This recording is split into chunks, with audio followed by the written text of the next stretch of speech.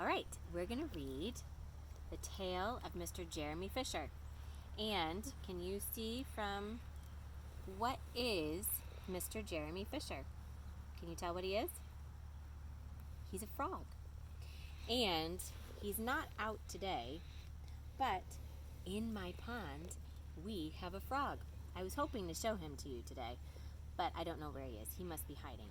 So if he comes out again, I will make sure that you get a picture of him. So we're going to read the story, The Tale of Mr. Jeremy Fisher by Beatrix Potter. And she is a wonderful English author, and she wrote all about animals. Once upon a time, there was a frog called Mr. Jeremy Fisher. He lived in a little damp house among the buttercups at the edge of a pond. The water was all slippy-sloppy in the larder and in the back passage, but Mr. Jeremy liked getting his feet wet. Nobody ever scolded him, and he never caught a cold. He was quite pleased when he looked out and saw large drops of rain splashing in the pond, because frogs like water. "I will get some worms and go fishing and catch a dish of minnows for my dinner," said Mr. Jeremy Fisher. "If I catch more than 5 fish, I will invite my friends, Mr. Alderman Ptolemy Tortoise and Sir Isaac Newton. The alderman, however, eats salad."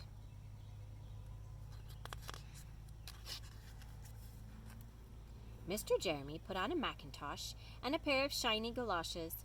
He took his rod and basket and set off with enormous hops to the place where he kept his boat. The boat was round and green and very like the other lily leaves. It was tied to a water plant in the middle of the pond. Mr. Jeremy took a reed pole and pushed the boat into the open water. "I know a good place for minnows," said Mr. Jeremy Fisher.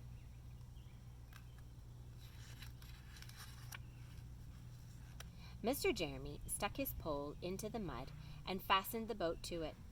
Then he settled himself cross-legged and arranged his fishing tackle. He had the dearest little red float. His rod was a tough stalk of grass. His line was a fine, long, white horsehair, and he tied a little wiggling worm at the end. The rain tickled down his back, and for nearly an hour he stared at the float. "This is getting tiresome. I think I should get home and get some lunch," said Mr. Fisher. He punted back again amongst the water plants and took some lunch out of his basket. "I will eat a butterfly sandwich and wait till the shower is over," said Mr. Jeremy Fisher. A great big water beetle came up underneath the lily leaf and tweaked the toe of one of his galoshes. Mr. Jeremy crossed his legs up, shorter, out of the reach, and went on eating his sandwich. Once or twice something moved about with a rustle and a splash amongst the rushes at the side of the pond. "I trust that is not a rat," said Mr. Jeremy Fisher. "I think I had better get away from here." Oh, look at that. Mr. Jeremy shoved the little boat again a little way and dropped in the bait. There was a bite almost directly. The float gave a tremendous bobbit. "A minnow! A minnow! I have him! The noose!" cried Mr. Jeremy Fisher, jerking up his rod. Oh, look, I think he caught one. But what a horrible surprise! Instead of a smooth, fat minnow, Mr. Jeremy landed little Jack Sharp, the stickleback, covered with spines. The stickleback floundered about the boat, prickling and snapping until he was quite out of breath. Then he jumped back into the water. Oh, poor Mr. Jeremy Fisher. and a shoal of other little fishes put their heads out and laughed at Mr. Jeremy Fisher.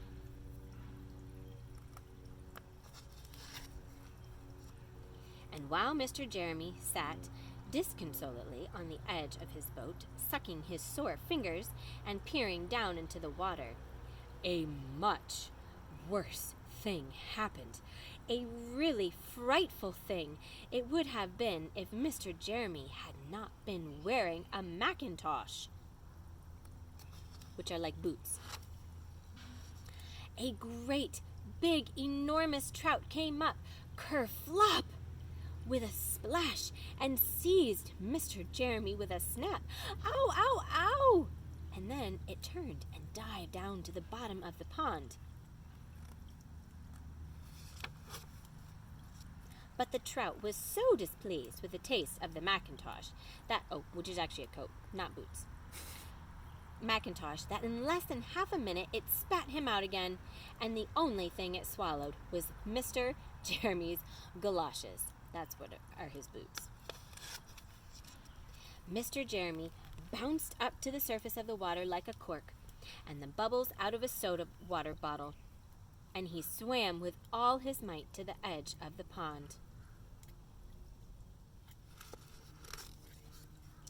He scrambled out on the first bank he came to, and then he hopped home across the meadow with his mackintosh all in tatters. Poor Mr. Jeremy Fisher. "What a mercy that was not a pike," said Mr. Jeremy Fisher.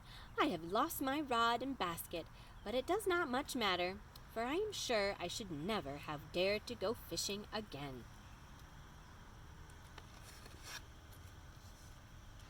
He put some sticking plaster on his fingers, which are Band-Aids, and his friends both came to dinner.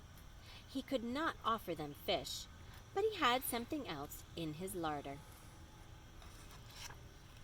Sir Isaac Newton wore his black and gold waistcoat,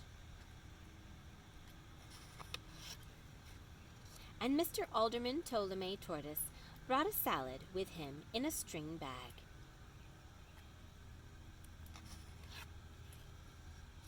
And instead of a nice dish of minnows, they had roasted grasshopper with ladybird sauce, which frogs consider a beautiful treat, but I think it must have been nasty.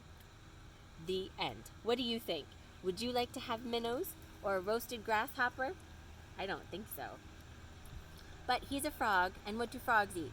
They eat flies and bugs and all sorts of things, and minnows. But have you ever seen a frog wearing a coat? Me neither.